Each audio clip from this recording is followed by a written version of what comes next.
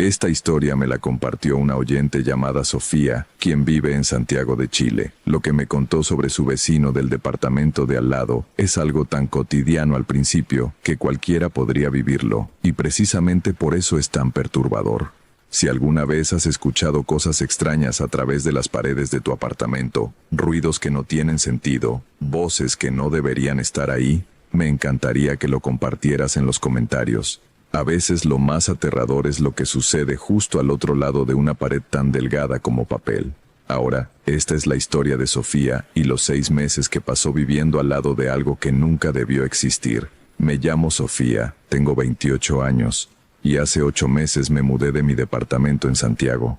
Perdí el depósito, perdí dinero en la mudanza apresurada, y ahora pago casi el doble de renta en un lugar más pequeño. Pero no me importa, porque no podía quedarme ni un día más en ese lugar. No podía seguir viviendo al lado de él. Encontré el departamento en marzo de 2023. Era perfecto para mi presupuesto. Un ambiente en el barrio de Ñuñoa, segundo piso de un edificio antiguo pero bien mantenido. Tenía buena luz natural, estaba cerca del metro, y el edificio era tranquilo. Principalmente gente mayor y algunas parejas jóvenes sin hijos. El departamento de al lado estaba vacío cuando me mudé. El portero, don Guillermo, me dijo que el inquilino anterior se había ido hacía como un mes. ¿Sabes por qué se fue?, pregunté, más por curiosidad que por preocupación. Don Guillermo se encogió de hombros. No dio razones. Solo dijo que necesitaba irse urgentemente. Pagó la penalización por romper el contrato y se fue en 2 días. No pensé mucho en ello. La gente se muda todo el tiempo por trabajo, problemas personales, lo que sea. El departamento de al lado permaneció vacío durante mis primeras 3 semanas. Era agradable, silencioso. Podía trabajar desde casa sin distracciones. Soy diseñadora gráfica freelance y dormir bien por las noches. Pero entonces, a finales de marzo, alguien se mudó al departamento contiguo. Lo supe porque escuché el ruido de muebles siendo arrastrados, voces de cargadores, lo típico de una mudanza. Era un sábado por la tarde. Decidí ser amable e ir a presentarme una vez que terminaran. Toqué la puerta alrededor de las 6 de la tarde. Nadie contestó. Toqué de nuevo. Nada. Podía escuchar un televisor o radio encendido adentro, así que sabía que había alguien. Tal vez estaban cansados de la mudanza y no querían atender. Lo entendí. Esa noche, alrededor de las 11, escuché música. No fuerte, pero lo suficientemente clara como para atravesar la pared que compartíamos. Era música antigua, de los años 50 o 60. Canciones en español que sonaban como boleros. Bien, pensé, mi vecino tiene gustos musicales retro, no es problema. No estaba tan alto como para molestar, pero la música continuó. 11:30, medianoche, 12:30, 1 de la madrugada. A las 2 de la madrugada, finalmente golpeé la pared. Oye, es muy tarde, baja la música. La música se detuvo inmediatamente. Gracias, murmuré, y me volví a dormir. La noche siguiente, domingo, la música comenzó de nuevo. Misma hora, 11 de la noche, mismas canciones antiguas. Y continuó hasta las 2 de la madrugada cuando volví a golpear la pared. Esto se convirtió en un patrón. Cada noche, 11 de la noche hasta las 2 de la madrugada, siempre la misma música, siempre se detenía cuando yo golpeaba la pared. Después de una semana de esto, decidí confrontar a mi vecino directamente. Toqué su puerta un martes por la tarde. Esta vez, alguien contestó. La puerta se abrió apenas una rendija. Pude ver parte de una cara, un hombre, tal vez de 40 y tantos años, con barba descuidada y ojos cansados. Sí, su voz era ronca, como si acabara de despertar. Hola, soy Sofía. Vivo en el departamento de al lado. Solo quería presentarme y también, bueno, la música por las noches es un poco fuerte. ¿Podrías bajarle el volumen después de las 11? Él me miró fijamente durante unos segundos sin parpadear. No pongo música, dijo finalmente. ¿Qué? Sí pones música. Todas las noches. Canciones antiguas, boleros. No pongo música. Nunca pongo música. Pero yo la escucho claramente a través de la pared. No soy yo, dijo, y cerró la puerta en mi cara. Me quedé ahí parada, confundida y molesta. ¿Por qué mentir sobre algo tan obvio? Esa noche, a las 11 en punto, la música comenzó de nuevo. Esta vez presté más atención. Definitivamente venía del departamento de al lado. Podía escucharla más fuerte cuando ponía mi oído contra la pared compartida. Pero había algo más. Entre las canciones podía escuchar voces, como si hubiera gente conversando. Una voz masculina y una femenina, hablando en tonos bajos, ocasionalmente riendo. ¿Mi vecino tenía visitas? ¿Por eso negó poner música? ¿Estaba avergonzado de tener fiestas nocturnas? A las 2 de la madrugada, golpeé la pared más fuerte de lo usual. La música se detuvo, pero las voces continuaron. Ahora sonaban diferentes. Ya no conversaban, sonaban como si estuvieran discutiendo. La voz femenina se elevaba, alterada. La masculina respondía en tonos duros, y entonces escuché algo que hizo que mi piel se erizara. Un grito femenino agudo, cortado abruptamente. Luego, silencio total. Me levanté de la cama, con el corazón latiendo rápido. Acababa de escuchar lo que pensé que escuché. ¿Debería llamar a la policía? Esperé, con el oído pegado a la pared. Nada. Silencio completo. Tal vez estaban viendo una película. Tal vez fue algo en la televisión. Eso tenía sentido. Pero no pude volver a dormir esa noche. A la mañana siguiente, miércoles, salí temprano a trabajar en una cafetería. Necesitaba salir del departamento. Cuando volví por la tarde me crucé con don Guillermo en el lobby. Don Guillermo, ¿usted conoce al nuevo inquilino del departamento al lado del mío? ¿El del 2B? Sí, claro, el señor Muñoz. ¿Por qué? ¿Vive solo? Sí, hasta donde yo sé. ¿Hay algún problema? Es que escucho voces por las noches, como si tuviera visitas, y música fuerte. Don Guillermo frunció el ceño. Qué raro. Yo nunca lo veo con nadie. De hecho, casi nunca lo veo salir. Sale muy temprano en la mañana, como a las 6, y vuelve tarde por la noche. Es muy reservado. ¿Y antes de él? El inquilino anterior. ¿También era ruidoso?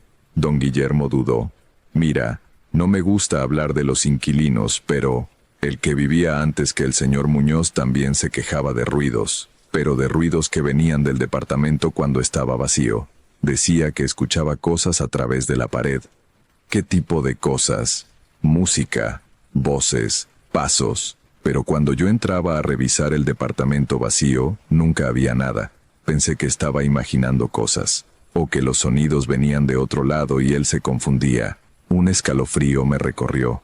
¿Cuántos inquilinos han vivido en mi departamento en los últimos años? En tu departamento, el 2A, ha sido la quinta inquilina en 3 años. ¿Quinta? ¿Por qué se fueron los demás? Diferentes razones. Pero, ahora que lo mencionas, varios se quejaron de ruidos molestos, del departamento de al lado. ¿Y el 2B? ¿Cuántos inquilinos ha tenido? Don Guillermo se rascó la cabeza. El señor Muñoz es el tercero en 6 meses. Antes de él hubo una pareja joven que duró 2 meses. Y antes, un estudiante que se fue después de 3 semanas. Algo no estaba bien. Había un patrón aquí. Esa noche decidí grabar. Configuré mi teléfono para grabar audio toda la noche. Lo dejé en el buró junto a la pared compartida. A las 11 en punto la música comenzó puntualmente. La grabación la captó Clara. Canciones antiguas en español, boleros, como había pensado, y las voces. La grabación las captó también. Una conversación entre un hombre y una mujer, pero no podía distinguir las palabras, solo el tono. Amigable al principio, luego más tenso, luego argumentativo, y a las 2:17 de la madrugada, el grito, captado perfectamente en la grabación, un grito femenino de terror absoluto, seguido por un golpe sordo, y luego silencio. A la mañana siguiente, tomé la grabación y fui directamente a la policía. El carabinero que me atendió escuchó la grabación con expresión seria. ¿Y dice que esto viene del departamento de su vecino? Sí, todas las noches. La misma secuencia. Música, conversación, discusión, grito. ¿Ha visto a su vecino con alguna mujer? No, el portero dice que vive solo. Pero claramente hay alguien más ahí. ¿O trae visitas diferentes cada noche? El carabinero anotó la dirección. Vamos a hacer una visita de bienestar, solo para verificar que todo esté bien. Volví a mi departamento con una mezcla de alivio y ansiedad. Finalmente alguien iba a investigar. Esa tarde, 2 carabineros llegaron al edificio. Yo observaba desde la mirilla de mi puerta mientras tocaban al 2B. Mi vecino, el señor Muñoz, abrió la puerta. Los carabineros hablaron con él. No podía escuchar la conversación, pero vi que lo dejaban entrar al departamento. Estuvieron adentro unos 15 minutos. Cuando salieron pasaron por mi puerta. Toqué y salí a hablar con ellos. ¿Y? ¿Encontraron algo? Uno de los carabineros negó con la cabeza. El señor Muñoz vive solo. No hay nadie más en el departamento. No hay señales de violencia o problemas. Dice que no pone música por las noches porque se acuesta temprano por su trabajo. Pero yo tengo la grabación. La escuchamos, pero el departamento está vacío excepto por él, y él niega ser la fuente del ruido. Entonces, ¿de dónde viene? El otro carabinero se encogió de hombros. Podría ser de otro departamento. El sonido viaja de formas raras en edificios antiguos. Podría parecer que viene de al lado cuando en realidad viene de arriba, abajo o al otro extremo del edificio. Pero está tan claro, viene de justo al otro lado de esa pared. Señorita, investigamos y no encontramos evidencia de ningún crimen o disturbio. Si el ruido continúa, puede hacer una queja formal con la administración del edificio. Pero no hay nada más que podamos hacer. Se fueron. Yo me quedé frustrada y confundida. Esa noche, puse mi oído directamente contra la pared a las 11 en punto. La música comenzó. Pero esta vez hice algo diferente. Salí de mi departamento y fui al pasillo. Puse mi oído contra la puerta del 2B. No se escuchaba nada. Ninguna música. Ninguna voz. Silencio completo. Pero cuando volví a mi departamento y puse el oído contra la pared compartida, ahí estaba. Clara como el agua. La música. Las voces. ¿Cómo era posible? Decidí hacer un experimento. Configuré mi teléfono para grabar en mi departamento. Y le pedí prestado el teléfono a una amiga para grabar simultáneamente en el pasillo, afuera del 2B. A las 11 de la noche, ambos teléfonos estaban grabando. A la mañana siguiente, revisé ambas grabaciones. La grabación de mi departamento captó todo. Música, voces, el grito a las 2:17 de la mañana. La grabación del pasillo no captó nada. Solo silencio. Ocasionales sonidos de tuberías. Nada más. Los sonidos solo existían dentro de mi departamento. Solo podían ser escuchados desde mi lado de la pared. Eso no tenía ningún sentido físico. Comencé a investigar la historia del edificio. Fue construido en 1962. Ha tenido varios dueños a lo largo de las décadas. La mayoría de los registros eran difíciles de conseguir, pero encontré algo en los archivos de periódicos de la Biblioteca Nacional. En 1968 hubo un asesinato en ese edificio. Una mujer joven de 24 años, llamada Alicia Ramírez, fue asesinada por su novio en uno de los departamentos. Él la había estrangulado durante una discusión. La mató alrededor de las 2 de la madrugada. Los vecinos escucharon gritos pero pensaron que era solo una pelea de pareja y no intervinieron. El novio fue arrestado, condenado, murió en prisión años después. El artículo no especificaba qué departamento exactamente. Solo decía segundo piso, unidad B, 2B, el departamento del señor Muñoz. Sentí que todo mi cuerpo se enfriaba. ¿Era posible? ¿Estaba escuchando un eco del pasado? ¿Una grabación residual de aquella noche horrible de 1968? Pero eso no explicaba por qué solo yo lo escuchaba. ¿Por qué solo desde mi departamento? ¿Por qué el señor Muñoz, que vivía exactamente donde sucedió, no escuchaba nada? Esa noche decidí hacer algo estúpido. A las 2:15 de la mañana, cuando sabía que la escena estaba por llegar a su clímax, salí de mi departamento y toqué fuerte la puerta del 2B. Escuché pasos apresurados dentro. La puerta se abrió. El señor Muñoz estaba en pijama, con los ojos adormilados y confundidos. ¿Qué pasa? ¿Por qué toca a esta hora? ¿No lo escucha?, dije casi gritando. La música, las voces, están discutiendo ahora mismo. Él me miró como si estuviera loca. No hay música. No hay voces. Solo usted, gritando en mi puerta a las 2 de la mañana. Déjeme entrar. Déjeme pasar y se lo muestro. Definitivamente no. Váyase o llamo a la policía. Y cerró la puerta. Puse mi oído contra su puerta. Silencio total. Volví a mi departamento. Puse el oído contra la pared. Las voces estaban ahí, gritando ahora, discutiendo violentamente, y entonces, el grito, el golpe, el silencio. Pero solo yo podía escucharlo. Los siguientes días fueron un infierno. No podía dormir. La falta de sueño me estaba afectando. Cometía errores en mi trabajo. Me veía demacrada. Y entonces, una noche, algo cambió. Era viernes, las 11 de la noche.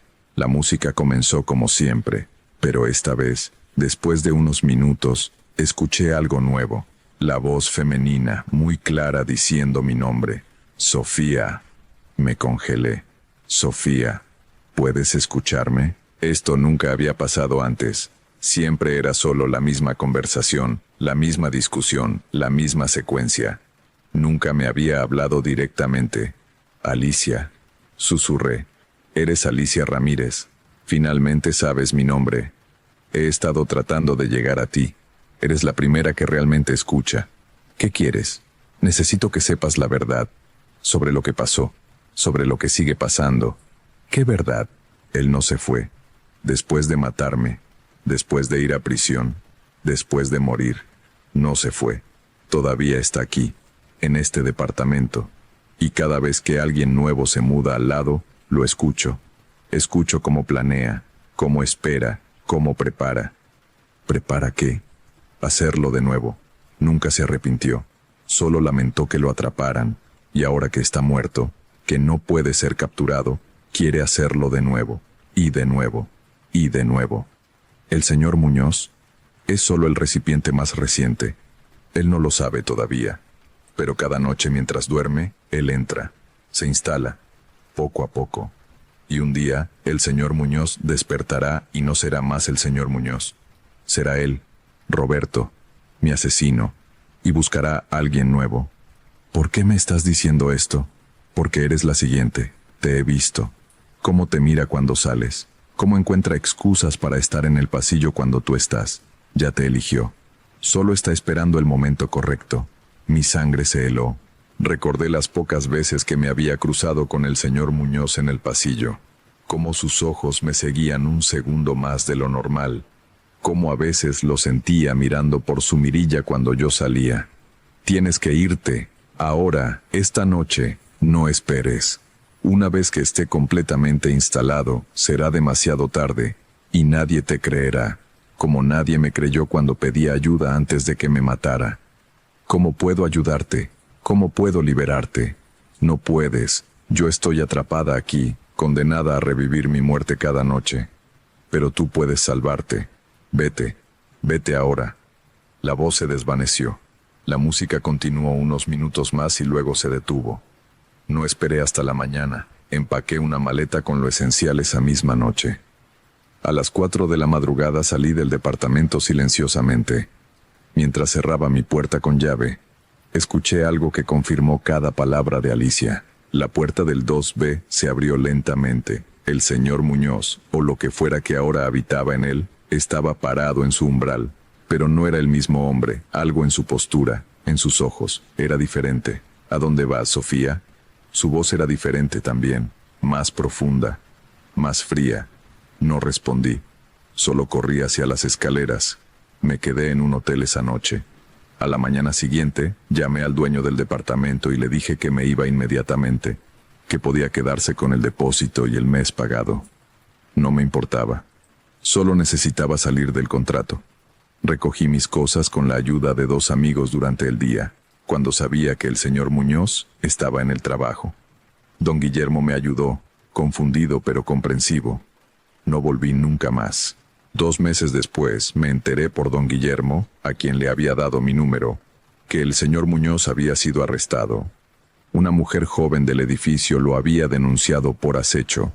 Habían encontrado fotos de ella en su departamento, fotos tomadas sin su conocimiento.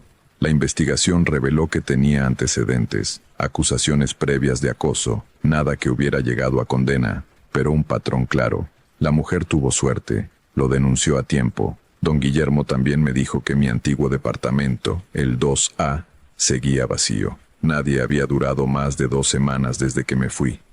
Todos se quejaban de lo mismo, ruidos, voces, música por las noches.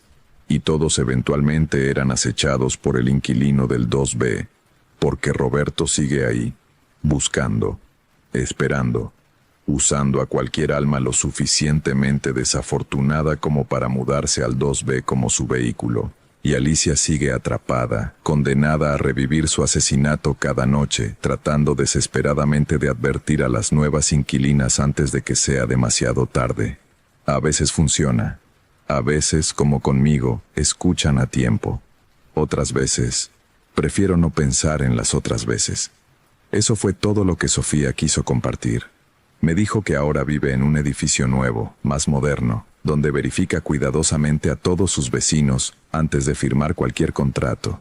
Si alguna vez has vivido en un lugar donde sentiste que algo estaba tratando de advertirte, donde los sonidos que escuchabas eran mensajes desesperados, déjalo en los comentarios. A veces las víctimas del pasado intentan proteger a las del futuro, y a veces escuchar esas advertencias puede salvarte la vida. Cuídate mucho, verifica siempre a tus vecinos y nos vemos en la siguiente historia.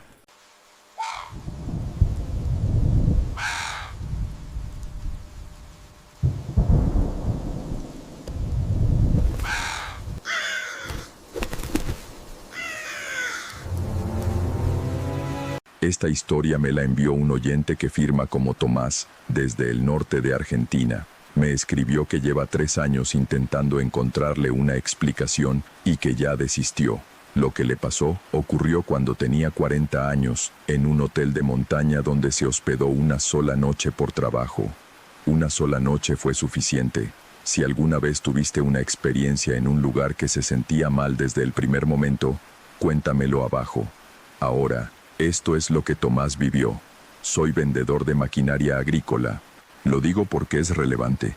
Mi trabajo consiste en recorrer rutas, visitar productores, pasar noches en hoteles de pueblos que no aparecen en la mayoría de los mapas turísticos. Llevo 20 años en esto.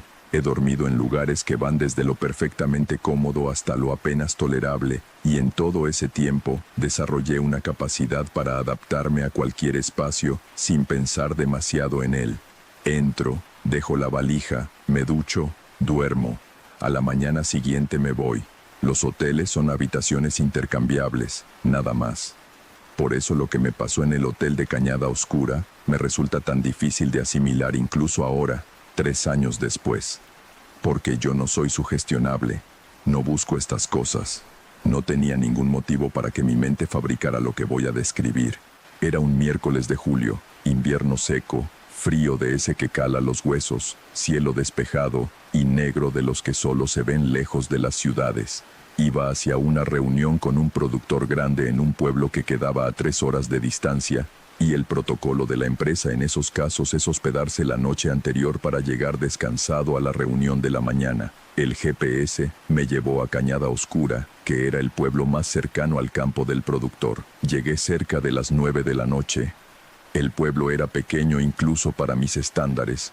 Una avenida principal con algunos comercios cerrados, una estación de servicio, una iglesia y el hotel. El hotel se llamaba simplemente Hotel del Camino. Era un edificio de 2 pisos, de esos construidos en los años 70, que nunca terminaron de decidirse entre ser funcionales o tener carácter, y que en el proceso no lograron ninguna de las 2 cosas. Fachada de ladrillos a la vista, letrero con letras de plástico iluminadas, un estacionamiento de tierra en el frente donde había otros 3 vehículos. Entré. La recepción era un mostrador de madera con una señora de unos 60 años que levantó los ojos de la televisión cuando sonó el timbre de la puerta. Buenas noches. Una habitación, por favor. Ella me dio un formulario para completar, procesó mi tarjeta y me pasó una llave con un llavero de plástico que tenía el número 12 escrito con marcador. Segunda planta, al fondo del corredor, dijo. El desayuno es de 7 a 9. Gracias, dije.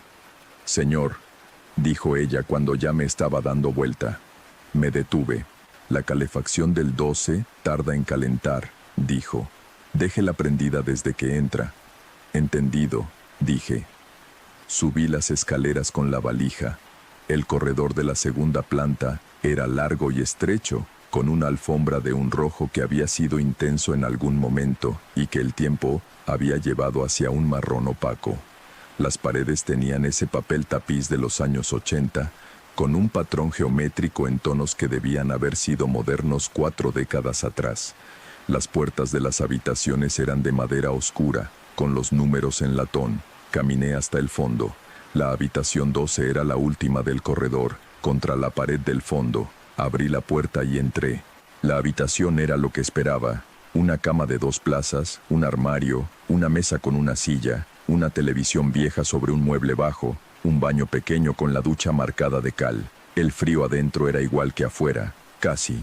Encontré el termostato de la calefacción en la pared junto a la puerta y lo prendí al máximo, como me había indicado la señora de recepción.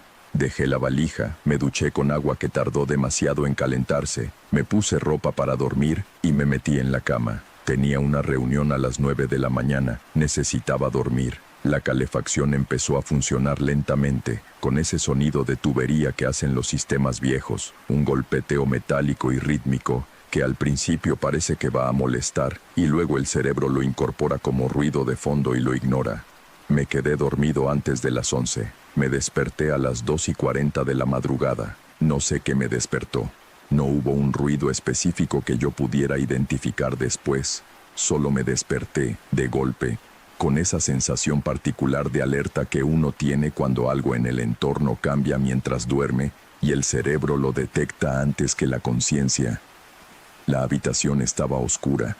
La calefacción seguía funcionando, el golpeteo metálico y constante. La temperatura había subido lo suficiente para que el frío ya no fuera agresivo. Me quedé quieto en la cama, mirando el techo, dejando que mi conciencia se terminara de despertar. No sentía nada anormal en particular, solo el estado de alerta sin objeto específico que a veces trae el despertar brusco en un lugar desconocido. Entonces escuché la respiración. Era lenta, regular, el ritmo de alguien dormido, o de alguien que quiere parecer dormido, y venía de la silla que estaba en el rincón, junto a la mesa, a unos 2 metros de la cama. Me incorporé en la cama muy despacio, tratando de no hacer ruido, y miré hacia el rincón. En la oscuridad pude distinguir la silueta de la silla, y en la silla había algo sentado. No pude ver detalles, era demasiado oscuro para eso, pero la silueta era inconfundible, algo que ocupaba el espacio de la silla con un volumen que correspondía al de una persona sentada, con lo que parecía ser una cabeza inclinada ligeramente hacia adelante, como alguien que duerme sentado. Me quedé absolutamente inmóvil. La respiración continuó, lenta, regular, sin variación. Extendí el brazo hacia la mesita de noche buscando el interruptor de la lámpara. Lo encontré y lo pulsé. La habitación quedó iluminada con la luz tenue de la lamparita de la mesita. La silla estaba vacía. Me quedé mirándola durante un tiempo que no supe medir. La silla de madera simple, con el respaldo recto, completamente vacía. La mesa detrás, con el vaso de agua que yo había puesto ahí antes de dormirme, intacto. Escuché. Silencio, excepto por la calefacción. Me levanté y revisé el baño. Vacío. El armario. Vacío. Miré debajo de la cama. Nada. La puerta de la habitación seguía cerrada con llave desde adentro. La cadena de seguridad puesta como yo la había dejado. No había nadie. Me senté en el borde de la cama con la lámpara encendida y traté de pensar con calma. Era posible que hubiera estado a medias dormido y que la oscuridad y un ángulo particular de las sombras hubieran creado una ilusión. Era posible que la respiración que había escuchado fuera un sonido de la calefacción o del edificio que mi cerebro somnoliento había interpretado de otra forma.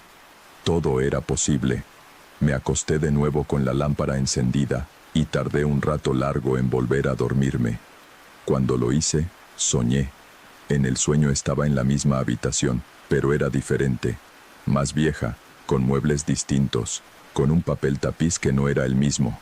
Había una ventana donde yo recordaba que había una pared, y por esa ventana entraba una luz que no correspondía a ninguna hora del día. En la silla del rincón había un hombre sentado. Lo veía de espaldas. Era mayor, con el pelo blanco y la postura encorvada de alguien que ha cargado peso durante mucho tiempo. Vestía ropa que no era de esta época, ese tipo de ropa de trabajo que usaban los hombres del campo hace 50 o 60 años. No se movía. En el sueño me acerqué a él con esa lógica particular de los sueños donde uno hace cosas que en la vigilia no haría. Caminé hasta estar justo detrás de él, y él habló sin girarse. «No debería estar en este cuarto», dijo. La voz era vieja y seca, como papel que se rompe. «¿Por qué?», pregunté en el sueño. «Porque este cuarto ya está ocupado», dijo. Me desperté. Era de día. La luz entraba por las persianas, y la lámpara de la mesita seguía encendida, pálida e inútil contra la luz de la mañana. El reloj del teléfono marcaba las 7:15. Me levanté, me duché, me vestí y bajé a desayunar. La señora de la recepción también atendía el comedor. Había otras 2 personas desayunando en mesas separadas, hombres de aspecto similar al mío, viajantes o trabajadores de paso. Tomé café y medialunas en una mesa junto a la ventana y miré la calle principal del pueblo que empezaba a despertar con la lentitud de los lugares pequeños en invierno. Cuando la señora vino a ofrecerme más café, tomé la decisión de preguntarle. «Una pregunta», dije. «¿La habitación 12 tiene algo particular?» Ella me miró. «¿Particular en qué sentido?» «En cualquier sentido», dije.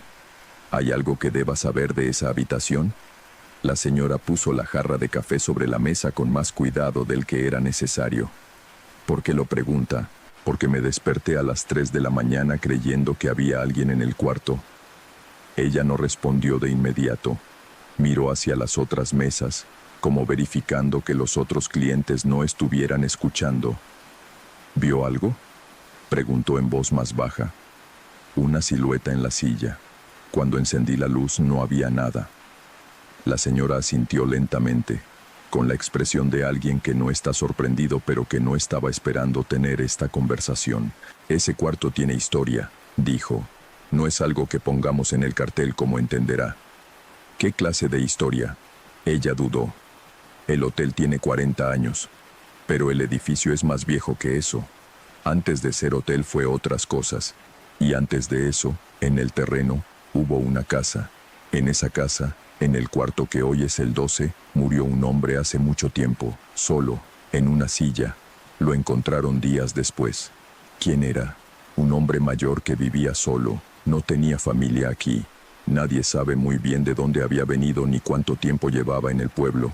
Los viejos del lugar dicen que era un hombre raro, que no hablaba con nadie, que salía poco». «¿Y desde entonces?». «Desde que el hotel funciona como tal, hay huéspedes que se quejan del 12, dijo. «No todos, no siempre, pero cada tanto alguien baja a la mañana con esa cara que usted tiene ahora». «¿Por qué siguen usando ese cuarto?». Ella me miró con algo que podría haber sido vergüenza o podría haber sido resignación.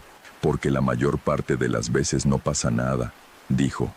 «Y porque el hotel tiene pocos cuartos y no podemos darnos el lujo de dejar uno vacío permanentemente». Pagué el desayuno, subí a buscar la valija, y cuando entré al cuarto por última vez para asegurarme de no dejar nada, me detuve en la puerta un momento y miré la silla. Era solo una silla de madera en el rincón de un cuarto de hotel, pero mientras la miraba recordé la voz del sueño, esa voz vieja y seca. «Este cuarto ya está ocupado». Tomé la valija y me fui. La reunión fue bien. El productor firmó el pedido que yo necesitaba, y volví a casa esa misma tarde por una ruta diferente, evitando pasar por Cañada Oscura, aunque me añadiera 40 minutos al viaje. No sé si lo que vi en ese cuarto fue el fantasma del hombre que murió ahí décadas antes. No sé si los sueños pueden ser visitas o si son solo el cerebro procesando lo que absorbió durante el día. No soy la clase de persona que necesita que estas cosas tengan una etiqueta para poder cargarlas. Lo que sí sé es que desde esa noche, cuando llego a un hotel y entro a la habitación, lo primero que hago antes de dejar la valija es mirar la silla. solo para asegurarme de que esté vacía. Hasta ahora siempre lo está. Hasta ahora. Eso es todo lo que Tomás quiso contar. Me dijo que nunca volvió a hospedarse en ese pueblo y que no tiene planes de hacerlo. Entiendo perfectamente por qué. Si tú has tenido una experiencia en un hotel o en un lugar de paso que nunca terminaste de explicarte, me gustaría leerla en los comentarios. Esas historias breves a veces son las que más pesan. Y si esta noche te quedaste escuchando hasta aquí, suscríbete para seguir recibiendo más testimonios como el de Tomás. Buena noche, nos escuchamos en la próxima historia.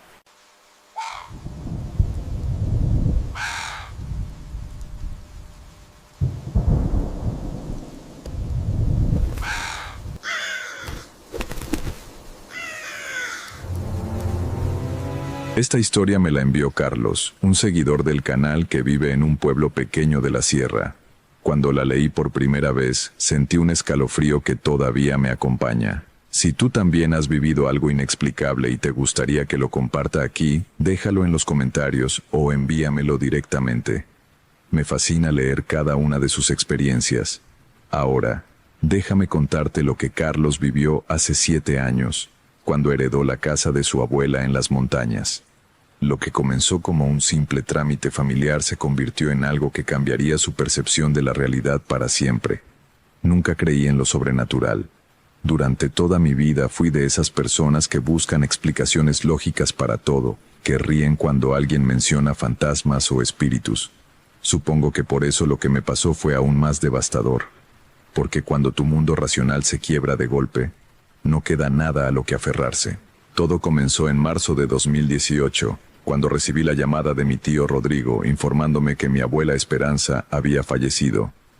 No fue una sorpresa. Llevaba meses enferma y todos sabíamos que era cuestión de tiempo. Lo que sí me sorprendió fue descubrir que me había dejado su casa en herencia. Una vieja construcción de adobe en un pueblo llamado San Miguel del Monte, perdido en algún rincón de la sierra que apenas aparecía en los mapas. No había visitado ese lugar desde que era niño, tal vez unos 20 años atrás. Recordaba vagamente una casa grande rodeada de árboles, el olor a leña quemada, y a mi abuela preparando tortillas en un comal de barro. Pero esos recuerdos eran difusos, teñidos por la nostalgia de la infancia. Decidí ir a verla antes de ponerla en venta. Trabajaba como contador en la ciudad y no tenía ningún interés en mudarme a un pueblo donde la conexión a internet probablemente era un lujo. Pero sentía que le debía a mi abuela al menos visitarla una última vez, ordenar sus cosas, cerrar ese capítulo de forma apropiada. El viaje tomó casi 6 horas. Conforme me alejaba de la ciudad, las carreteras se volvían más estrechas y sinuosas. Los últimos 50 kilómetros fueron por un camino de terracería que serpenteaba entre montañas cubiertas de pinos y robles. El GPS perdió señal hace rato, así que tuve que guiarme por las indicaciones que mi tío me había dado por teléfono. San Miguel del Monte resultó ser incluso más pequeño de lo que imaginaba. Tal vez 50 casas dispersas alrededor de una plaza con una iglesia colonial y un par de tiendas. La gente en la calle me observaba con esa mezcla de curiosidad y desconfianza que los pueblos pequeños reservan para los forasteros. Aunque técnicamente yo no era un forastero. Mi abuela había vivido allí toda su vida, y mi madre había nacido en esa misma casa antes de mudarse a la ciudad. Encontré la propiedad en las afueras del pueblo, al final de un camino de tierra que se adentraba en el bosque. La casa apareció entre los árboles como un fantasma del pasado. Paredes de adobe blanqueadas por el tiempo, techo de tejas rojizas cubierto de musgo, ventanas de madera con postigos cerrados. Un portón de hierro oxidado marcaba la entrada a un jardín invadido por la maleza. Estacioné mi coche y me quedé un momento sentado, observando. El silencio era absoluto, roto apenas por el viento entre las ramas y el canto lejano de algún pájaro. Había algo en ese silencio que me incomodaba, aunque no sabría decir exactamente qué. La llave que mi tío me había dado giró con dificultad en la cerradura. La puerta principal se abrió con un quejido prolongado, liberando una bocanada de aire viciado que olía a humedad y años de encierro. Encendí la linterna de mi celular. No había electricidad, y entré. El interior estaba oscuro a pesar de ser mediodía. La poca luz que se filtraba por las rendijas de los postigos Revelaba muebles cubiertos con sábanas blancas, como fantasmas inmóviles. Polvo flotaba en los rayos de luz, denso como niebla. Mis pasos sobre el piso de baldosas rojas resonaban de forma extraña, como si la casa fuera más grande de lo que parecía desde afuera. Recorrí las habitaciones lentamente. La sala principal con su chimenea de piedra, el comedor con una mesa larga de madera oscura, la cocina con su viejo fogón de leña. Todo estaba exactamente como lo recordaba de niño, congelado en el tiempo. En las paredes colgaban fotografías en marcos oxidados. Mi abuela joven, mi abuelo que murió antes de que yo naciera, mi madre de niña con trenzas, fotografías de santos y vírgenes. Subí al segundo piso por una escalera de madera que crujía bajo mi peso. Había 4 dormitorios. 3 estaban casi vacíos, con apenas una cama y un armario. El cuarto, al final del pasillo, era claramente el que mi abuela había usado hasta el final. Su olor permanecía allí, una mezcla de lavanda, velas y ese aroma indefinible de la vejez. Me senté en el borde de su cama, sintiendo el peso de la tristeza por primera vez desde su muerte. Había estado tan ocupado con los trámites y el trabajo que no me había permitido procesar realmente la pérdida. Pero ahí, en su habitación, rodeado de sus cosas, finalmente me golpeó. Ya no estaba. Nunca más volvería a verla. No sé cuánto tiempo estuve sentado allí. El sol comenzaba a ponerse cuando finalmente me levanté y decidí que era hora de ir al pueblo a buscar dónde quedarme. No había forma de que pasara la noche en esa casa sin electricidad ni agua corriente. Mañana vendría con luz de día para comenzar a ordenar todo. Pero cuando bajé las escaleras, algo me hizo detenerme. Un sonido, leve, casi imperceptible, pero definitivamente allí, como pasos arrastrándose por el piso de abajo. Me quedé inmóvil en mitad de la escalera, conteniendo la respiración, aguzando el oído. Silencio. Me reí nerviosamente de mí mismo. Probablemente era algún animal que había entrado a la casa durante los meses que estuvo abandonada. Ratas, tal vez. O el viento moviendo algo. Continué bajando, pero mis sentidos estaban ahora en alerta máxima. La sala principal lucía diferente, más oscura, aunque la luz no había cambiado. Las sábanas sobre los muebles parecían formas más siniestras en la penumbra creciente. Me apresuré hacia la puerta de salida, de repente ansioso por abandonar ese lugar. Fue entonces cuando lo vi, sobre la mesa del comedor, que juraba estaba vacía cuando pasé por allí hace un momento. Había algo. Me acerqué lentamente, con el corazón acelerándose. Era un objeto pequeño, envuelto en un trapo rojo. Lo tomé con manos temblorosas y lo desenvolví. Un muñeco, o más bien, una figura tosca hecha a mano con tela y rellena de algo que crujía al tacto. Tenía aproximadamente 20 centímetros de alto, con brazos y piernas de trapo, y lo más perturbador, cabello humano cosido a una cabeza sin rostro. Cabello largo, negro, que reconocí inmediatamente. Era igual al mío. El objeto cayó de mis manos como si quemara. Mi mente racional buscaba explicaciones. Tal vez era algo que mi abuela había hecho años atrás, un juguete viejo. Pero ¿por qué estaba sobre la mesa? ¿Por qué no lo había visto antes? Y entonces escuché la voz. Era apenas un susurro, tan bajo que al principio pensé que lo había imaginado, pero luego vino de nuevo, más claro esta vez, una voz de mujer, anciana, que venía de algún lugar profundo de la casa. Carlos, mi nombre. Alguien había susurrado mi nombre. Salí corriendo. No me avergüenza admitirlo. Salí de esa casa como si el diablo me persiguiera, tropezando con mis propios pies, sin mirar atrás, hasta estar dentro de mi coche con las puertas cerradas.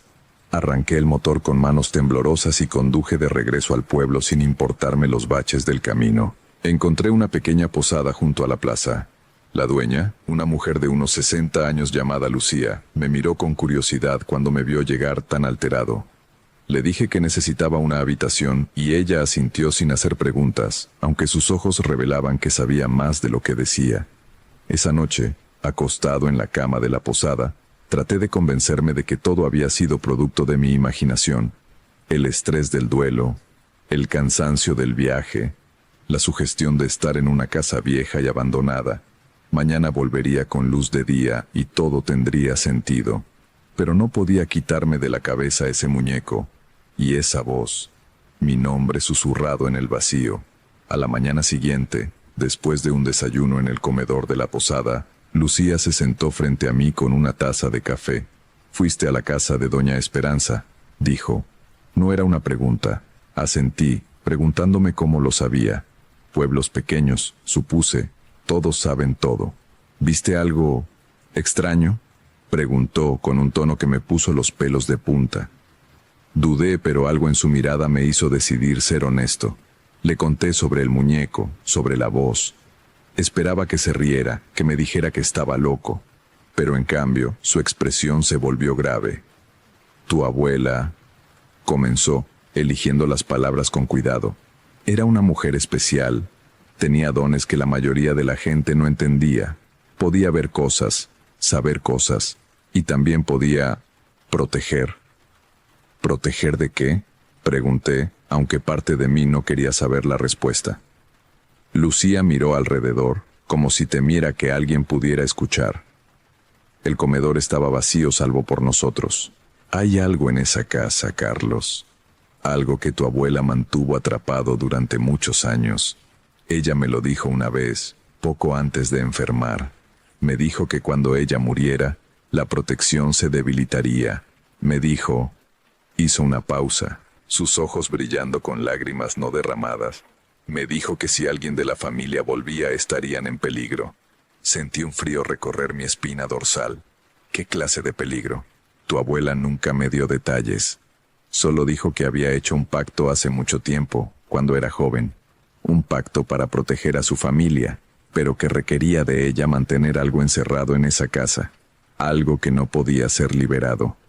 Quise reír. Quise decirle que eso era ridículo, superstición de pueblo. Pero el recuerdo de esa voz susurrando mi nombre, del muñeco con mi cabello, me mantenía en silencio. «¿Qué debo hacer?», pregunté finalmente. «Vende la casa. Hazlo rápido y no vuelvas nunca. Olvídate de ella». Lucía se levantó, dando por terminada la conversación. Antes de irse, añadió: «Tu abuela te amaba, Carlos. Por eso te dejó la casa a ti y no a otros miembros de la familia. Sabía que tú podrías manejar esto. Pero para manejar algo, primero tienes que entender qué es». Sus palabras resonaron en mi mente todo el día. Debí haberle hecho caso. Debí haber buscado un comprador inmediatamente y largarme de ese pueblo. Pero la curiosidad, esa maldita curiosidad que marca la diferencia entre vivir en paz y destruir tu propia cordura, me impulsó a regresar a la casa. Esta vez fui preparado. Llevaba una linterna potente, mi celular cargado, y había llegado temprano en la mañana cuando el sol estaba alto. También llevaba conmigo cierta determinación. Si había algo en esa casa, necesitaba entenderlo. Necesitaba saber qué fue lo que mi abuela hizo, qué fue lo que protegió durante tantos años. La casa lucía menos amenazante bajo la luz del día. Entré con paso firme, dirigiéndome directamente al comedor. El muñeco ya no estaba sobre la mesa. Lo busqué por todas partes, pero había desaparecido. Comencé una búsqueda sistemática. Revisé cada habitación, cada armario, cada rincón. Buscaba pistas, algo que me explicara qué estaba pasando. En el dormitorio de mi abuela, encontré una vieja caja de madera guardada en el fondo de su armario. Estaba cerrada con un candado oxidado que forcé con un destornillador que encontré en la cocina. Dentro había papeles viejos, fotografías amarillentas y un cuaderno de pasta negra con páginas ajadas. Lo abrí con manos temblorosas. Eran diarios. Los diarios de mi abuela, escritos a lo largo de décadas. Comencé a leer, al principio por curiosidad, luego con creciente horror. Las primeras entradas databan de 1952, cuando mi abuela tenía apenas 18 años. Hablaba de un hombre al que había amado, Tomás, que había muerto en un accidente. Hablaba de su desesperación, de su negativa a aceptar la pérdida. Y luego hablaba de una mujer. «Hoy conocí a la señora del monte», escribía con letra temblorosa. «Dicen que puede traer de vuelta a los muertos, que conoce secretos que la iglesia condena. Dicen que vive en una cueva en lo profundo del bosque y que solo aparece cuando alguien la necesita desesperadamente. Y yo la necesito. Necesito a Tomás de vuelta». Las siguientes entradas relataban su búsqueda de esta mujer misteriosa, cómo la encontró finalmente en una cueva oscura, iluminada apenas por velas negras, cómo la señora del monte, una anciana con ojos completamente blancos y una sonrisa que helaba el alma, le ofreció un trato.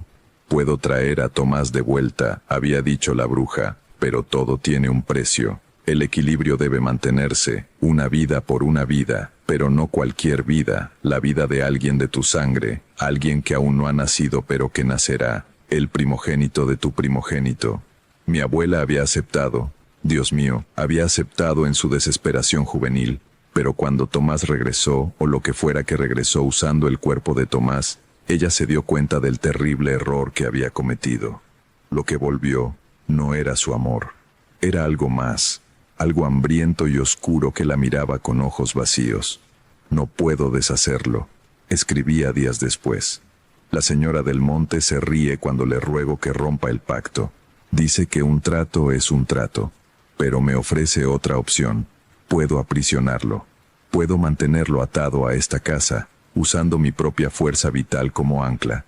Mientras yo viva, mientras mi sangre alimente la protección, él no podrá cumplir el pacto, no podrá tomar lo que se le prometió». Y eso fue lo que hizo. Durante más de 60 años, mi abuela mantuvo a esa cosa, ese no Tomás, atrapado en la casa. Usó rituales que aprendió de la misma bruja, símbolos que pintó en las paredes bajo capas de cal, objetos protectores escondidos en los cimientos.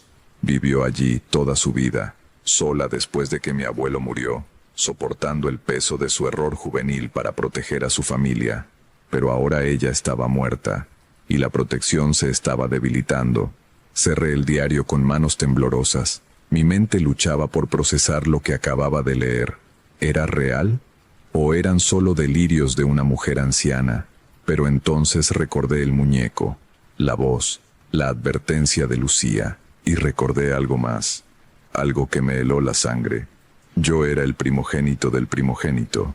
Mi madre había sido la primera hija de mi abuela. Yo era su primer hijo. El pacto hablaba de mí. Un crujido sobre mi cabeza me hizo levantar la vista bruscamente. El techo de madera gemía como si algo pesado caminara por el piso superior. Pasos lentos, arrastrándose, dirigiéndose a la escalera. Me levanté de golpe, el diario cayendo al suelo. Tenía que salir ahora. Pero cuando me giré hacia la puerta, me detuve en seco. Había algo al pie de la escalera. Una silueta oscura, borrosa en la penumbra. Tenía forma humana, pero algo en sus proporciones estaba mal. Demasiado alto, demasiado delgado, con extremidades que colgaban de forma antinatural. Y entonces habló, con la voz de mi abuela. «Carlos, mi niño, has venido. Finalmente has venido». No era ella. Sabía que no era ella. Pero el sonido de su voz, tan familiar, tan amada, casi me quiebra. «Ella me mantuvo atrapado tanto tiempo», continuó la cosa con voz de mi abuela. «Tanto sufrimiento, tanto dolor. Pero ahora está libre. Ahora puedo completar lo que se me prometió.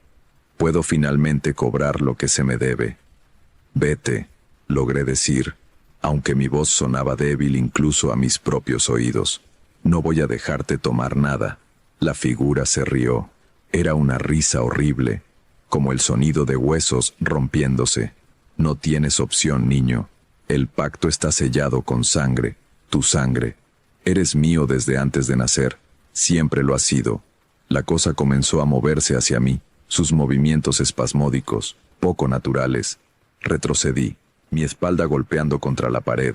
Mis ojos buscaban desesperadamente una salida, pero la única puerta estaba bloqueada por esa presencia. Entonces recordé algo del diario, algo sobre símbolos protectores. Mi abuela los había pintado en las paredes, bajo capas de cal. ¿Seguirían allí? ¿Tendrían aún poder? Mi mano tanteó la pared detrás de mí.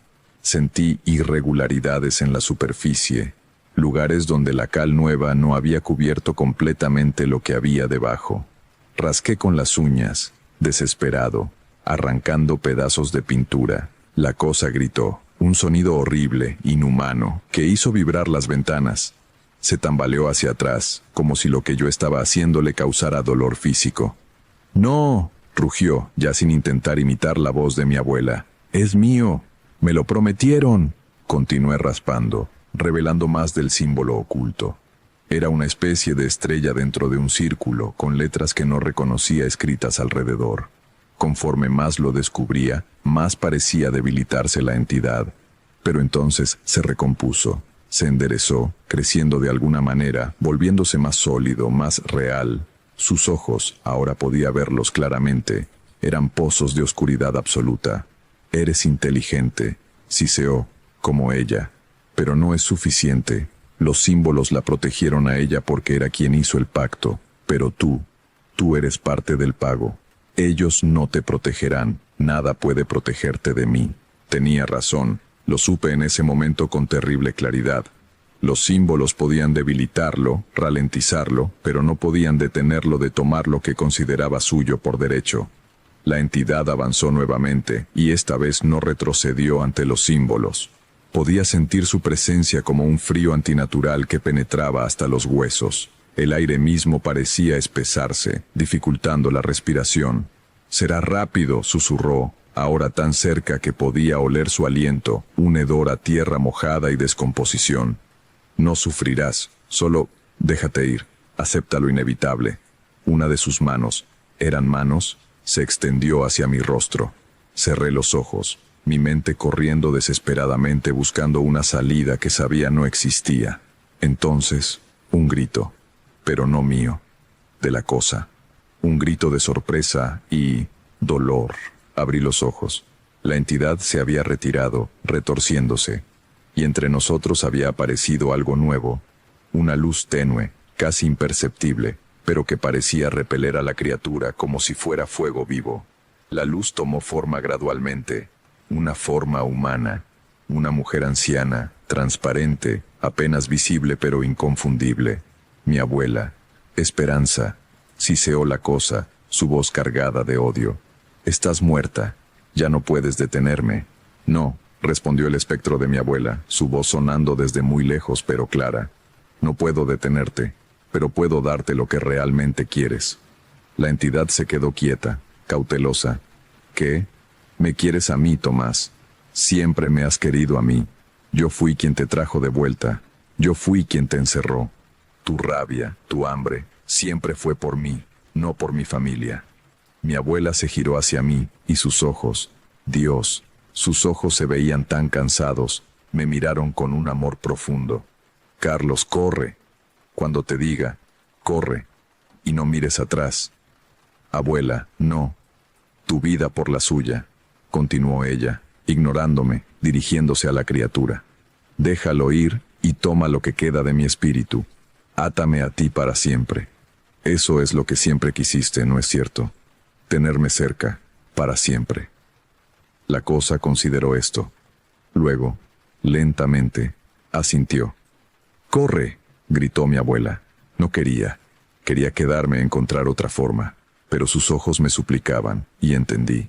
Este era su última oportunidad de enmendar el error que había cometido décadas atrás. Su última oportunidad de salvarnos a todos nosotros.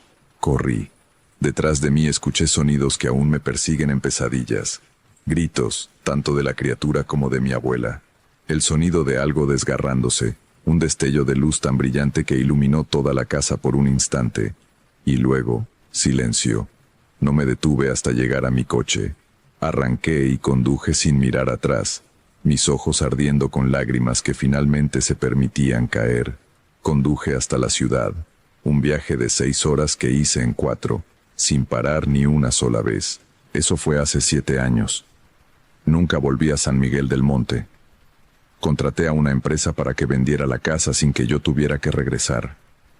Se la quedó una pareja de artistas de la ciudad que querían un retiro en las montañas. Espero que sean felices allí. Espero que nunca encuentren el diario de mi abuela escondido bajo las tablas del piso de su dormitorio, donde lo dejé caer en mi huida. A veces, en las noches silenciosas, creo escuchar la voz de mi abuela. No susurrando mi nombre con amenaza, sino con cariño, como cuando era niño. Diciéndome que está bien, que descanse, que me ama.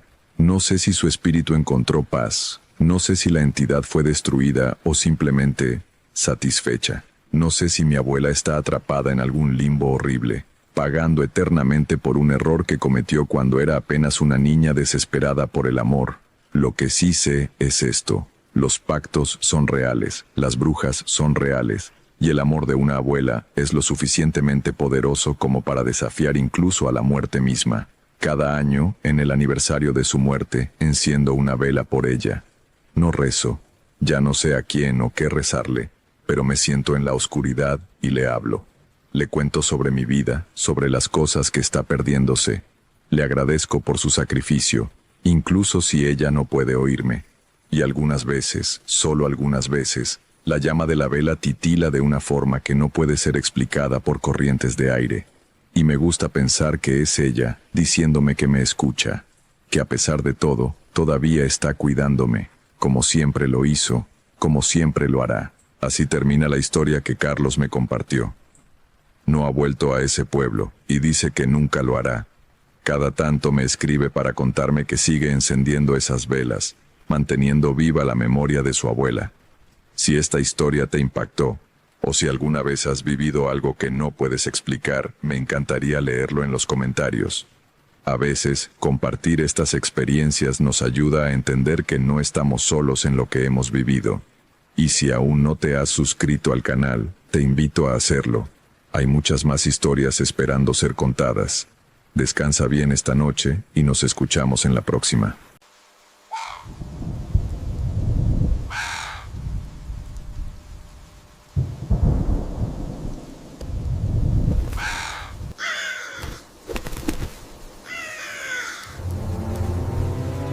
Hace unos días me llegó un mensaje que estuve leyendo varias veces antes de decidir compartirlo.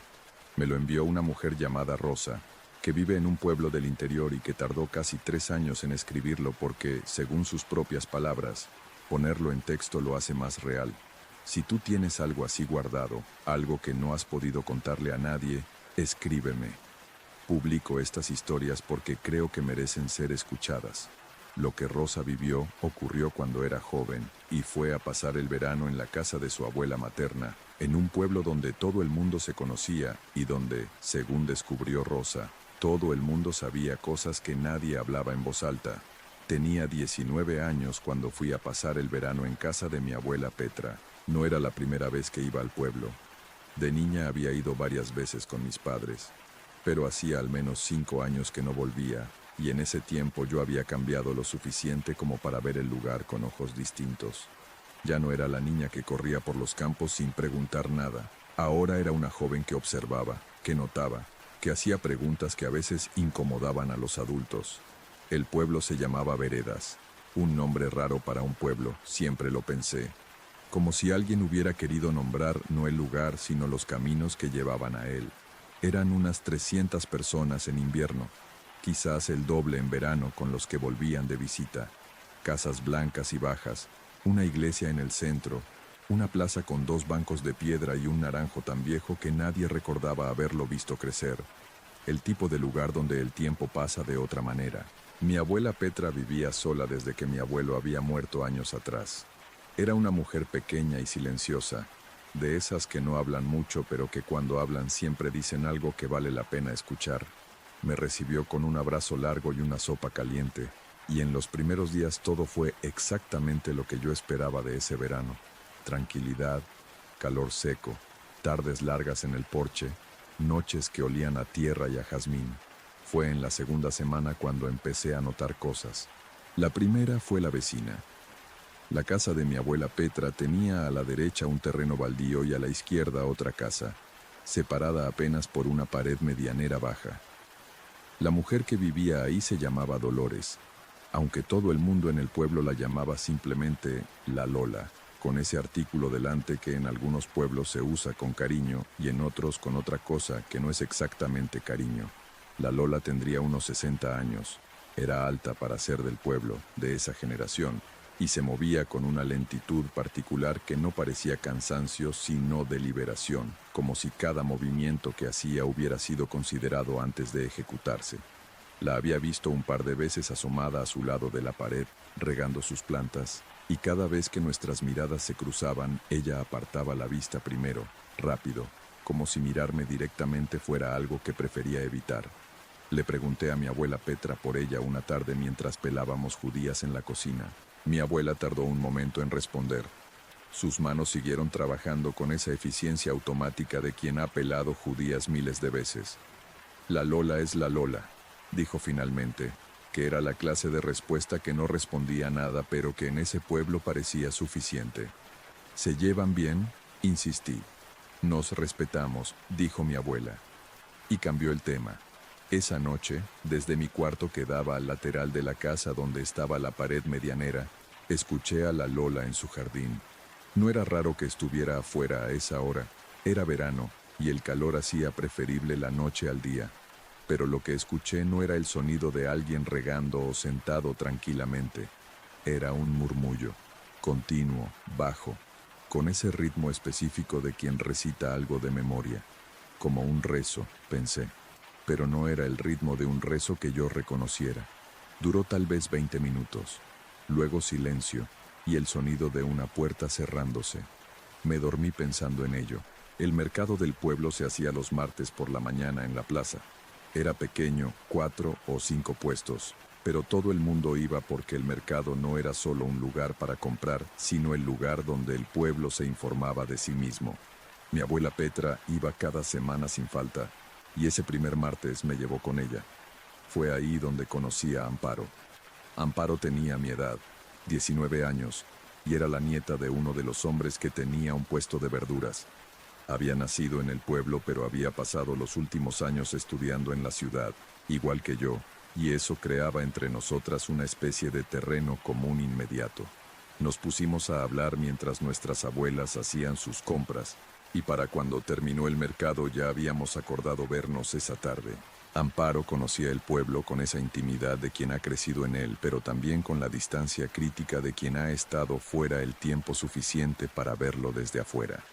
Me lo explicó de camino al río esa tarde, mientras caminábamos por uno de esos senderos entre campos que el pueblo tenía en abundancia. Veredas es un pueblo raro, me dijo, sin preámbulo. Todos los pueblos pequeños son raros, dije. No, escucha, me miró. Este pueblo específicamente tiene cosas que no tienen los otros, siempre las ha tenido. Hay personas aquí que hacen cosas que la gente prefiere no mirar demasiado de cerca. ¿Qué tipo de cosas? Amparo dudó, no como quien no sabe qué decir, sino como quien sabe exactamente qué decir y está evaluando si decirlo. ¿Conoces a la vecina de tu abuela?, preguntó. La Lola, me detuve. Sí, dije. La he visto un par de veces. ¿Tu abuela te ha dicho algo de ella? Me dijo que se respetan. Amparo soltó una risa corta, sin humor. Eso es exactamente lo que diría tu abuela. Siguió caminando. La Lola tiene fama en el pueblo, no de ahora, de siempre. Su madre la tenía también, y la madre de su madre.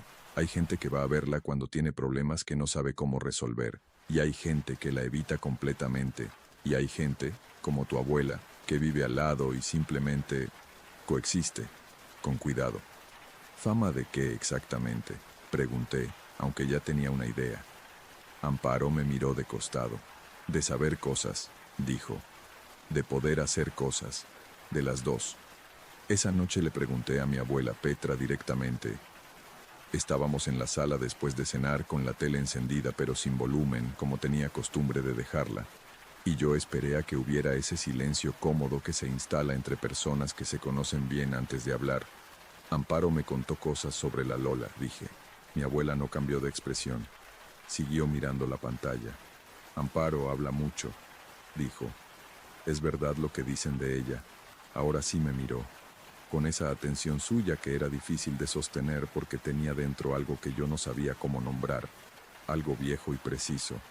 En este pueblo, dijo mi abuela Petra, hay cosas que existen aunque nadie las nombre, y hay cosas que dejan de existir si se las nombra demasiado. Lo que la Lola hace es de las primeras. ¿Y eso es bueno o malo? Mi abuela pensó un momento. Es lo que es, dijo finalmente. Lleva generaciones siendo lo que es. Antes de que este pueblo tuviera ese nombre, ya había alguien como la Lola en él. Y mientras el pueblo exista, seguirá habiendo alguien. Eso no es ni bueno ni malo. Es simplemente la manera en que funciona este lugar. ¿Tú le has pedido algo alguna vez? Pregunté. Mi abuela volvió a mirar la pantalla. Duerme, Rosa, dijo, y esa fue la última vez que hablamos de ello directamente. Fue Amparo quien me contó más, a lo largo de esa semana, en fragmentos que ella soltaba con la naturalidad de quien lleva toda la vida oyendo estas cosas y ya no distingue cuando son extraordinarias.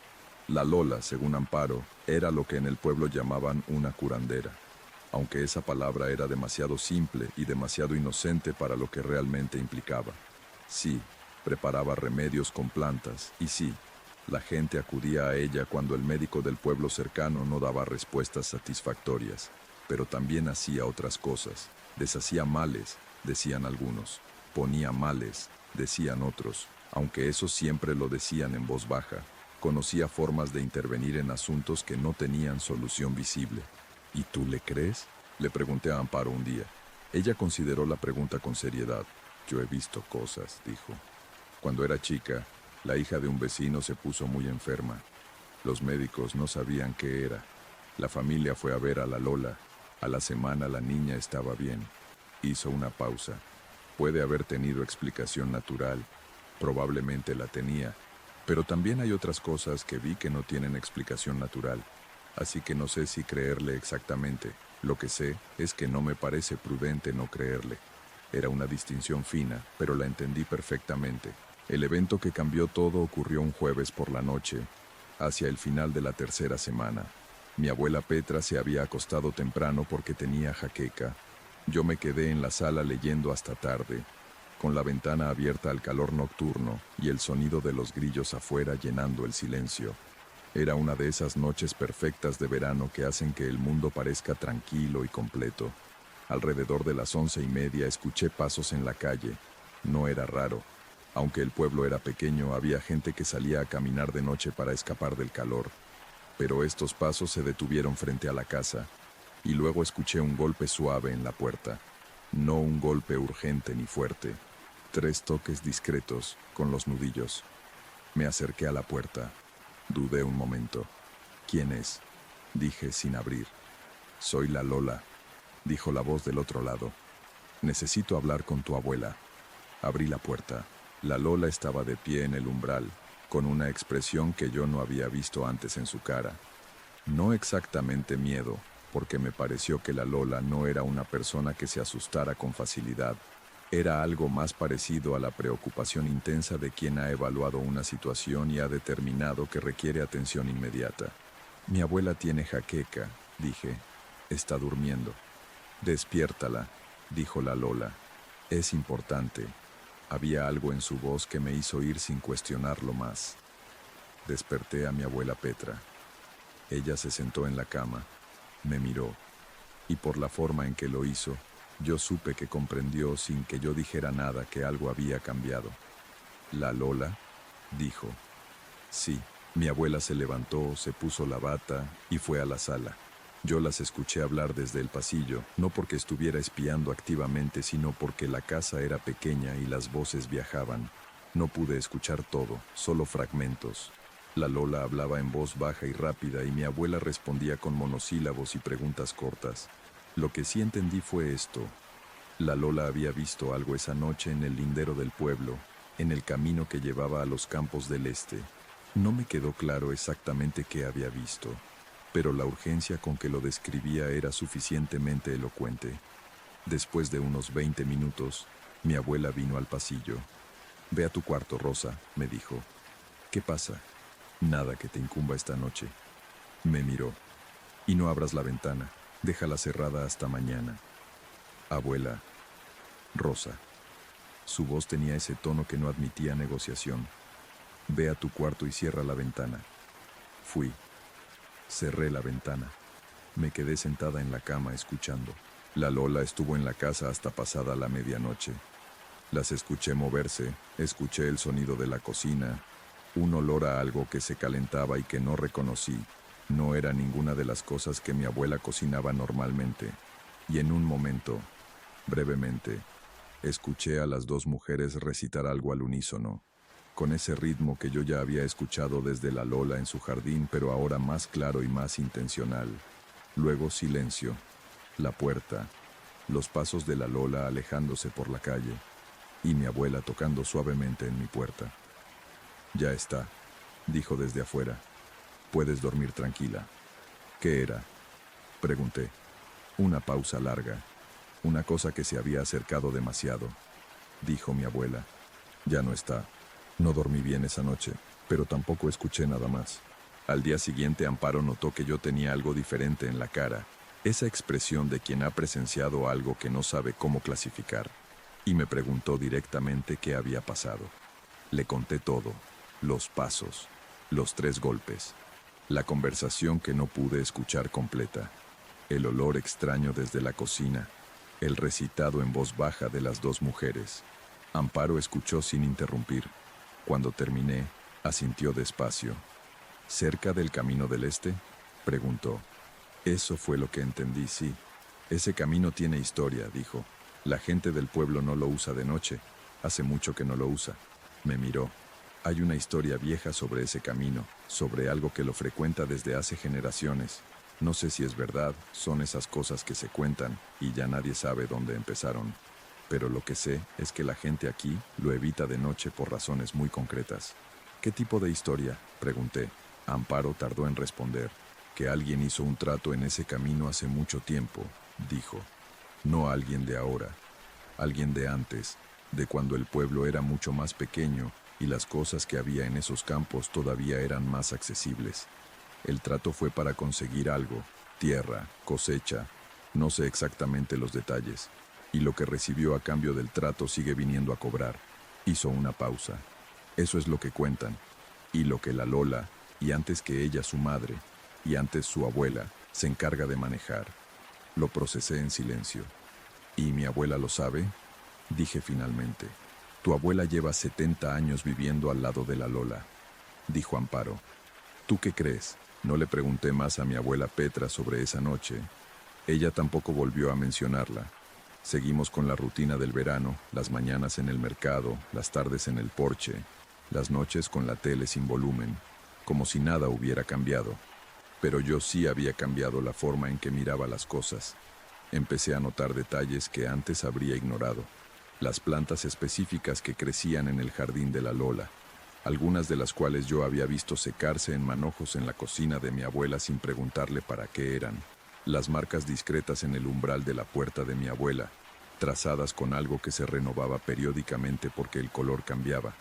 El modo en que la Lola y mi abuela se saludaban cuando se cruzaban, un gesto breve con la mano que no era exactamente un saludo casual, sino algo más codificado, más deliberado. Un lenguaje, comprendí. Un idioma entre personas que compartían un conocimiento que no se discutía en voz alta. La última semana de mi estancia, la Lola me llamó desde su lado de la pared medianera. Yo estaba en el jardín, regando las plantas de mi abuela mientras ella descansaba, y la voz de la Lola me llegó tranquila y directa. «Rosa». Me acerqué a la pared.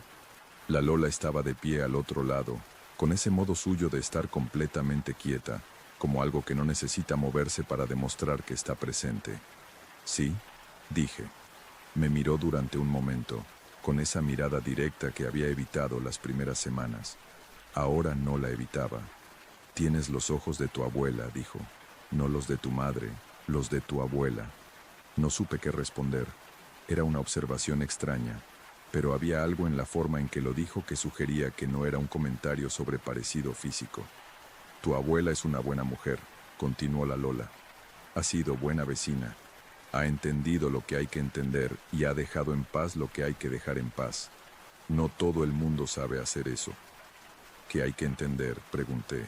La Lola me sostuvo la mirada. «Que hay cosas que llevan aquí más tiempo que nosotros», dijo, «y que van a llevar aquí más tiempo que nuestros nietos. Y que la manera de vivir con eso no es ignorarlo ni enfrentarlo. Es saber cuándo actuar y cuándo mantenerse quieta». Hizo una pausa. «Tú tienes eso», dijo. «Lo llevo viendo desde que llegaste». Y sin más, volvió a sus plantas.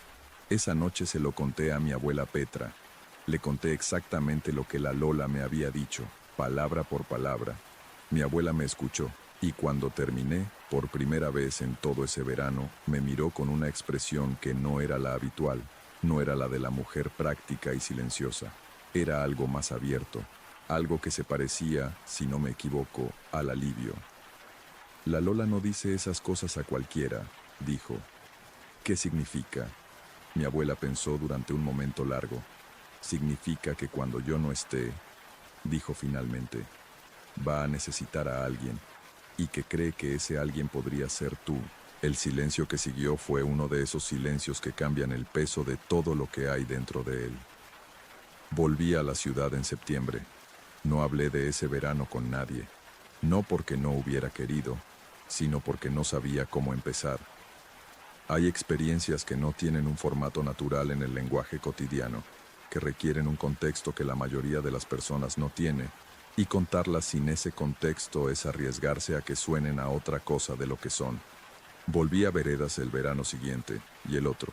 Cada vez pasaba más tiempo con la Lola, no de forma formal, no como una estudiante con una maestra, sino de la manera natural en que se transmiten ciertas cosas, a través de la observación y la presencia y la conversación que no siempre parece conversación.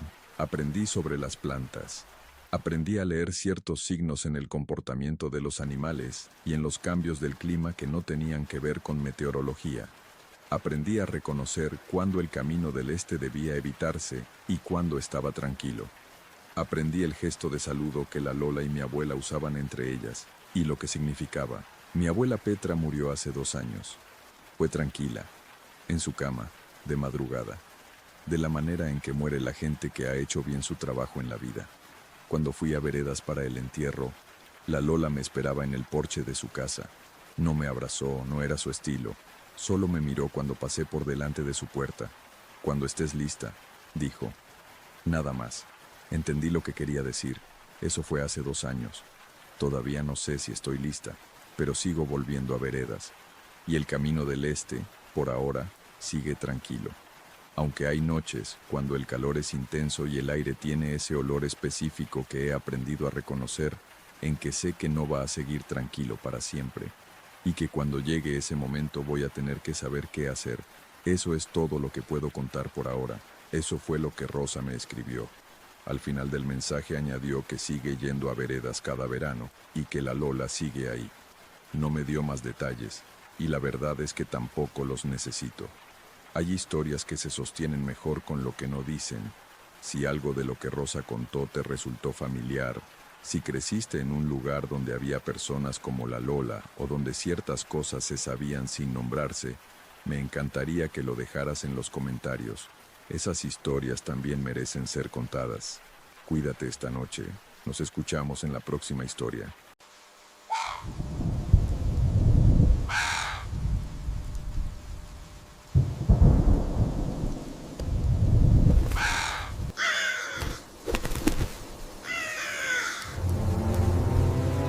Esta historia me la compartió una oyente llamada Isabel, quien trabajaba como enfermera en el turno nocturno de un hospital en Bogotá, Colombia.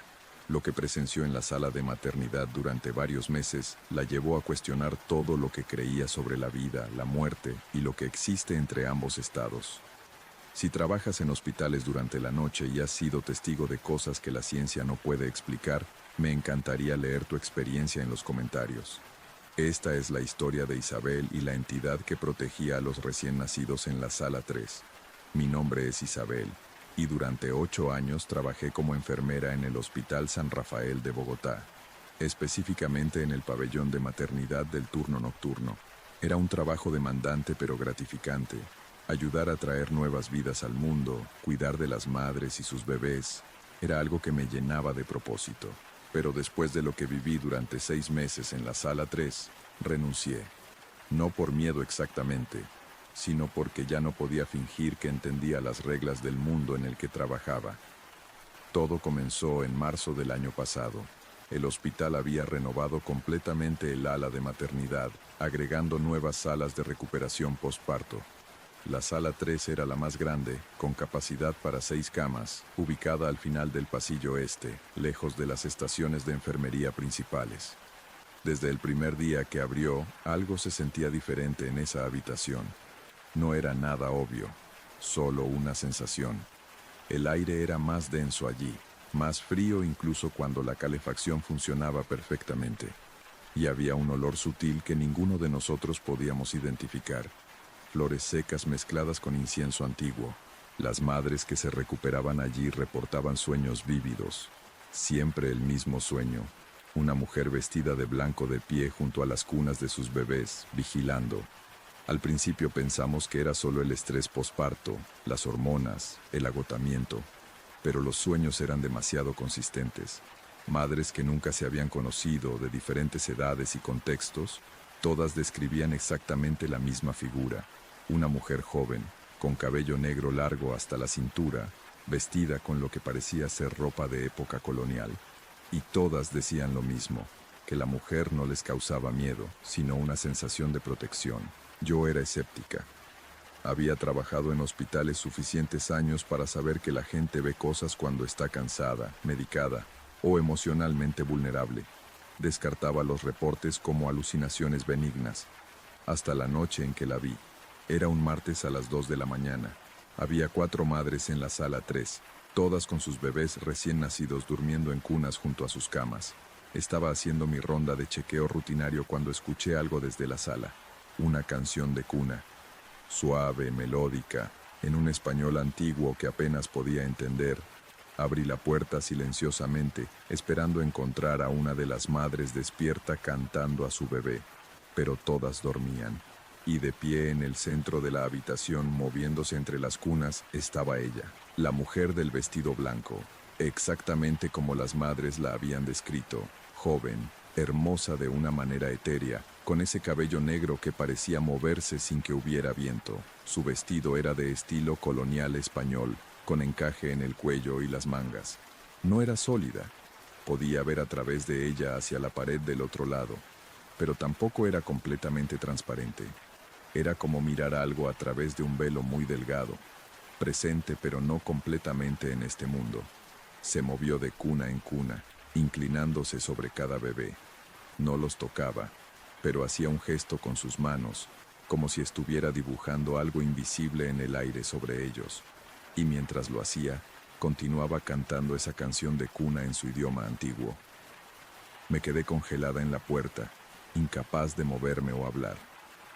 Mi mente racional luchaba por procesar lo que veía, ofreciendo explicaciones.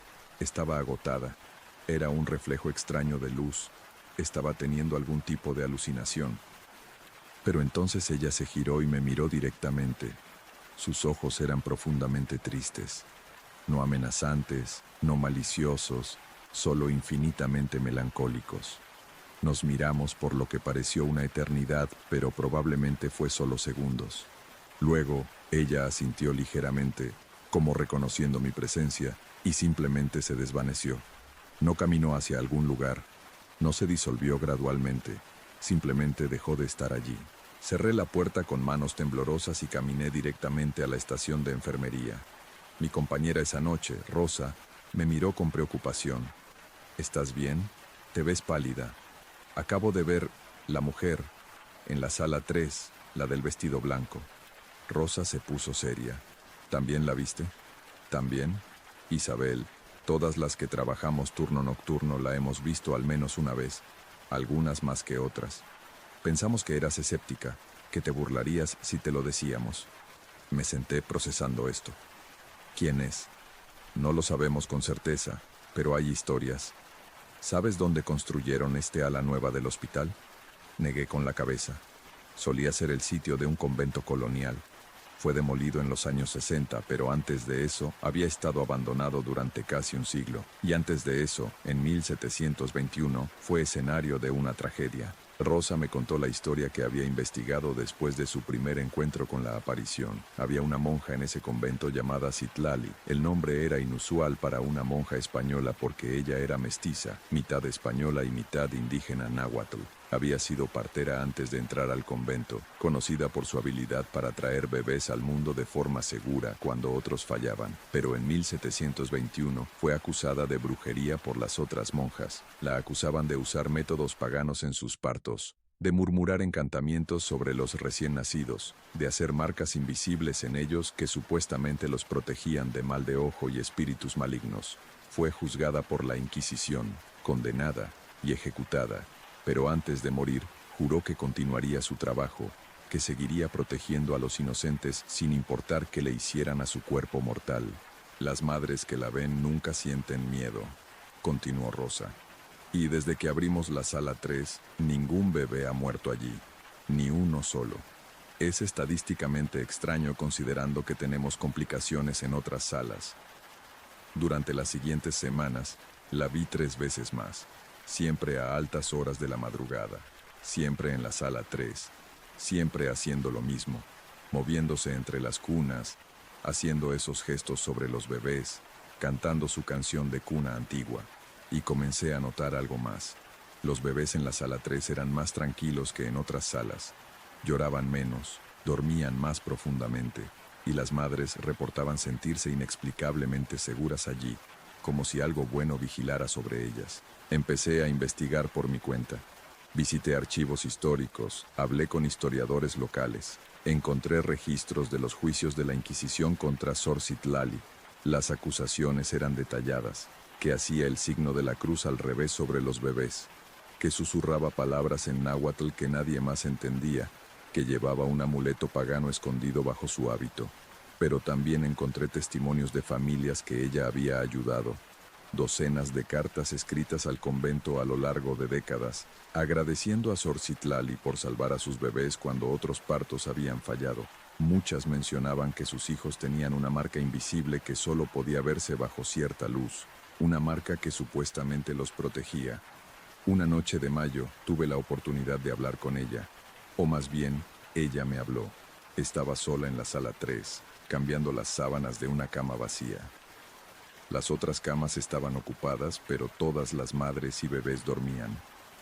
Sentí su presencia antes de verla. Ese cambio en la temperatura, ese olor a flores secas e incienso.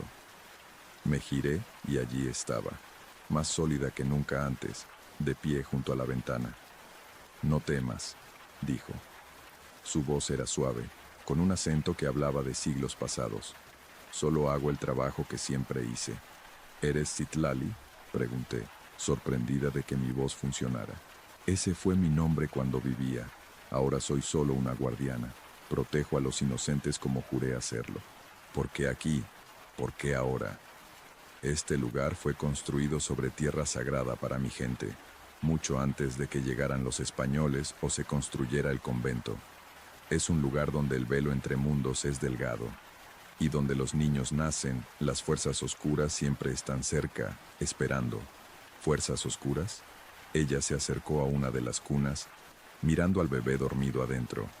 «Hay entidades que se alimentan de lo nuevo, lo no formado completamente. Bebés recién nacidos son vulnerables en formas que la gente moderna no comprende. Sus almas aún están estableciéndose en sus cuerpos. En esos primeros días pueden ser influenciados, tomados incluso». Un escalofrío me recorrió. «¿Y tú los proteges?». «Marco a cada uno con sellos que aprendí de mi abuela, quien los aprendió de su abuela. Protecciones antiguas que mantienen alejadas a las cosas que acechan en la oscuridad». «¿Por qué me cuentas esto?».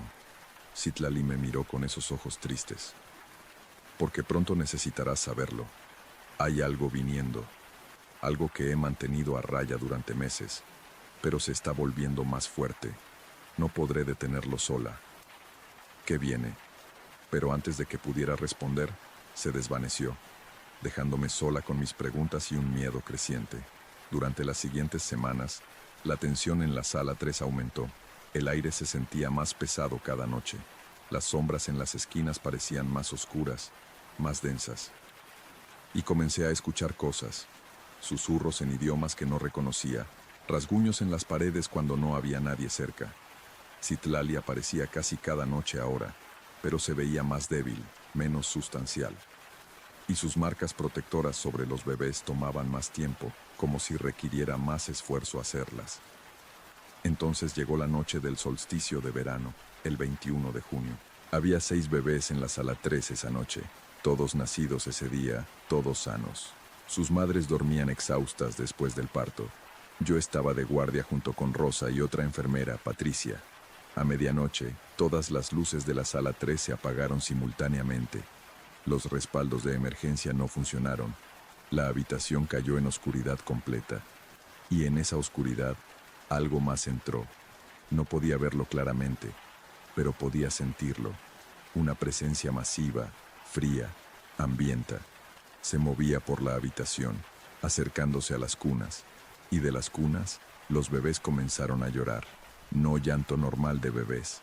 Era terror puro, un sonido que ningún recién nacido debería poder hacer. Las madres despertaron, gritando, buscando a tientas a sus hijos en la oscuridad. Rosa, Patricia y yo corrimos a la sala con linternas. Lo que vi a la luz de nuestras linternas me perseguirá por siempre. Había algo sobre cada cuna, sombras que no se comportaban como sombras debían. Se retorcían, se estiraban, intentaban alcanzar a los bebés, y cuando la luz de nuestras linternas las tocaba, se retraían pero no desaparecían. Entonces Citlali se manifestó, más brillante de lo que nunca la había visto. Su forma etérea ahora resplandecía con luz propia, llenando la habitación con un brillo suave. ¡Atrás!, gritó en español antiguo, luego en náhuatl, luego en un idioma que no reconocí. Extendió sus manos y de ellas salieron líneas de luz, tejiendo una red de protección alrededor de cada cuna. Las sombras retrocedieron pero no se fueron, y entonces algo más apareció, una figura más grande, más oscura que las sombras circundantes. Era vagamente humanoide pero completamente incorrecta en todas sus proporciones. Donde Citlali brillaba con luz suave, esta cosa absorbía la luz, creando una oscuridad más profunda que la simple ausencia de iluminación. Habló, y su voz resonaba en frecuencias que lastimaban los oídos. Los inocentes son míos, siempre han sido míos. Tú no tienes derecho a interferir, fantasma. Tengo todo el derecho, respondió Citlali. Soy su protectora, lo fui en vida y lo soy en muerte. No tocarás a estos niños. Tu poder se debilita, has marcado demasiados, te has extendido demasiado delgada. Esta noche, finalmente me alimentaré. La batalla que siguió no fue física en ningún sentido que pueda describir adecuadamente. Era luz contra oscuridad, voluntad contra voluntad, protección contra hambre. Las paredes temblaban, el aire se volvía alternativamente helado y caliente, y los bebés continuaban llorando ese llanto terrible. Citlali luchaba valientemente, pero podía ver que la cosa oscura tenía razón. Ella se estaba debilitando. Su luz parpadeaba, sus protecciones se agrietaban, y entonces, sin pensarlo conscientemente, hice algo. Me coloqué entre la entidad oscura y la cuna más cercana, protegiendo al bebé con mi propio cuerpo. No, dije, mi voz temblando pero firme, no los tocarás. La entidad se rió, un sonido como vidrio rompiéndose. ¿Qué puede hacer un mortal contra mí? No lo sé, admití. Pero no estoy sola. Rosa y Patricia se colocaron junto a mí, formando una barrera humana alrededor de las cunas. Y entonces algo extraordinario sucedió.